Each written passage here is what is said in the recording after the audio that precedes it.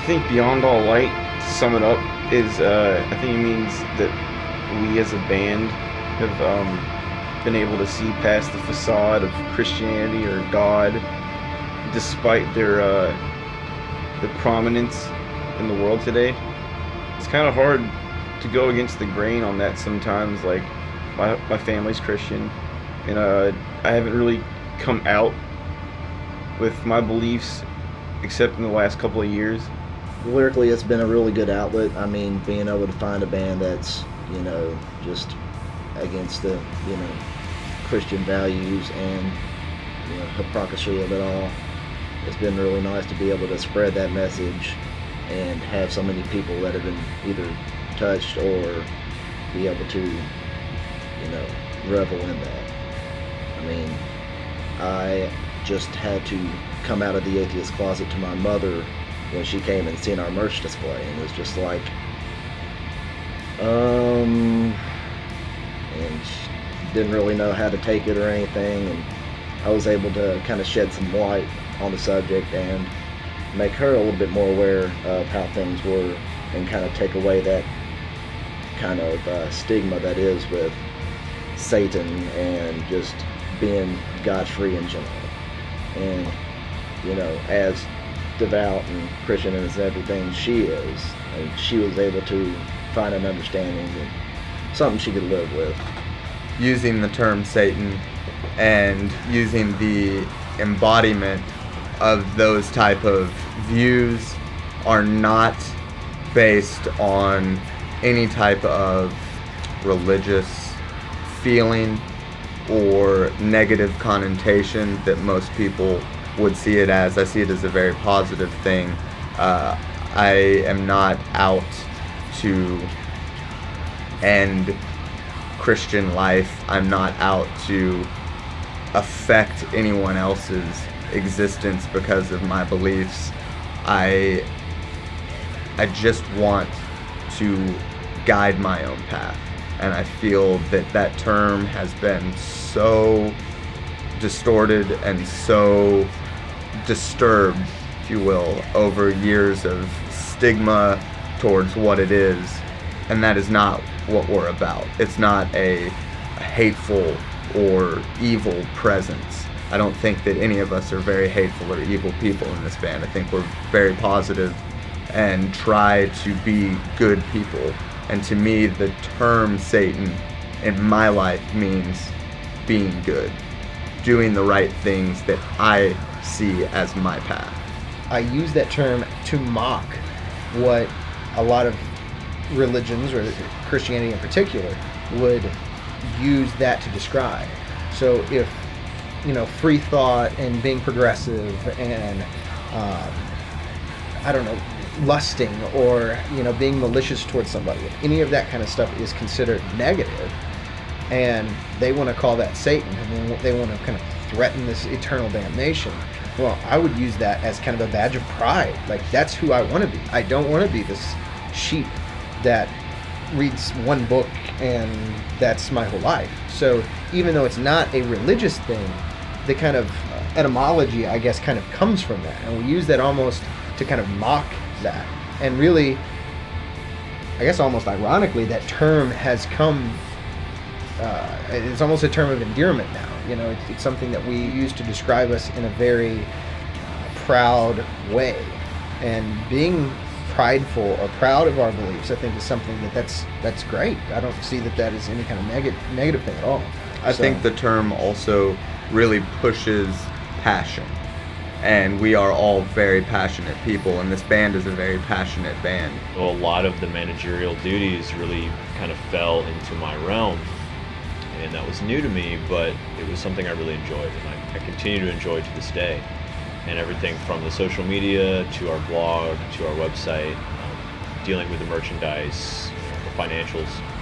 It's a role that I've really fallen into and I really enjoy because I'm passionate about the music. And I'm passionate about the music because of what we stand for, and what we play, and the fact that I feel like we're a real band that is just trying to put great music out there. I could bemoan a lot of the things that have happened to ANAGNORISIS over the years, but I'm sure they've happened to a lot of bands, and we've been very fortunate for some of the opportunities we have had. We've also been screwed on a lot of opportunities, to put it bluntly. The difficulties have been the things that I think larger bands take for granted. Distribution, having a crew, having a tour bus, booking the tour, we do all of that. We've done all of that stuff from day one, and if we don't do it, then we have our hands directly into it. So we have been connected to everything that happens with ANAGNORISIS from the start, and that was, when it originated from the small little roots of what grew into Overton Trees to what it is now. It's always kind of been a DIY band, and I think that's a label, just like the atheist label or freethinker label that we wear with pride, because we're a band that wants to do it ourselves. The atheist lifestyle and mentality is something I think should be embraced. I mean, in this day and age, more and more people are starting to turn away from organized religion, and it's just up on the rise. And I think being a part of that movement and acting almost a catalyst for this movement is just kind of very uplifting and perpetuates this idea and this movement that we're a part of. I'm extremely proud to be part of something that promotes this message. I'm extremely proud of it, and such a positive outlet. Is that how you view the term Satan, what Zach talked about? In a way, I think the term Satan does indeed mock, Christianity. I believe it kind of embodies just the opposition of Christianity altogether. A term used to offend, what they think epitomizes everything they should be against, is something we think that is something to be proud of. I grew up in a Christian background. I went to church till I was 15 or 16, and at that point I denounced God and Christianity and kind of began to see a lot of who people really were in that background, and that it's just so much hypocrisy and so much bullshit like that. It's nothing I want to be a part of ever again. Blasphemy can be a gimmick in black metal. I don't think it's a gimmick in ours because we wear the blasphemy with pride. And so I point to, for instance, our Kafir shirt, where we said, we are Kafir, we're infidels. That was designed to be blasphemous. It was designed to be offensive. It was also designed to let people show with pride that they are non-believers, that they don't subscribe to a false religion. They don't subscribe to any false religion. And that's something that I think all of the members quite fervently agree on, that we are a band and a group of non-believers. And if we can inspire in others the freedom and the will to reject tradition, that type of archaic religious tradition, to reject creationism, to reject religion in schools and government, everywhere that it kind of creeps into, I think we're doing a good job. And the medium with which we choose to do that is black metal. Now, that makes a lot of sense that we choose to do it with black metal, because the history of black metal is anti-Christian in its nature. And so, to me, it's a merging of a modern ideal of free thought, of skepticism, of the Richard Dawkins, Sam Harris, modern school of atheism, with the traditional history of a genre that's only 20 to 30 years old, black metal. And we can take that and put our spin on it. And so we can do that musically, and we can do it idealistically and through the lyrics. And that's, to me, that's the goal of ANAGNORISIS, to do that. When I was 15, I was really into crust punk. I was really into not being in school, not trying to live the normal 15-year-old lifestyle. I started traveling and, just being into the crust punk scene. And I got arrested in New Orleans, and my dad came to pick me up and told me, you have an option. You can stay on the streets and never come home again, or you can go to this program in Utah and you'll be there for 6 weeks, and then you can come home and we can work on stuff. So I was scared. I was in jail. I was in a very scary jail, and it was an option that I wanted to take. Plus, I didn't want to, walk away from my family.